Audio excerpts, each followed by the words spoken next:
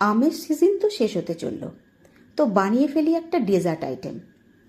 তো আমি এখানে ম্যাঙ্গো ডিলাইট বানাচ্ছি।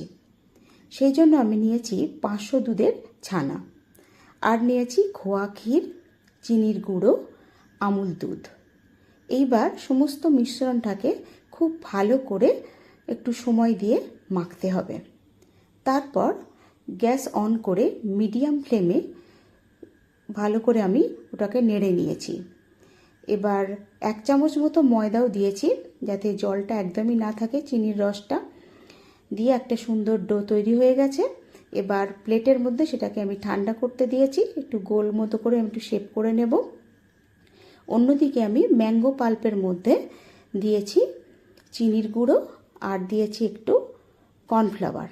ঠিক ঘড়ি ধরে 1 মিনিট আমি এটাকে নেড়ে নেব। এটা আমি একটা আমের পাল্পই ব্যবহার করেছি। তারপর একটু ঠান্ডা করে আমি সন্দেশের ওপর সেটা লেয়ারিং করে দেব, আর দেব কাজুর গুঁড়ো। তারপর আর কি, নিজের পছন্দ মতো পিস করে মুখে দিলেই ক্ষীর আর আমের অসাধারণ টেস্ট, মানে একদম ফাটাফাটি।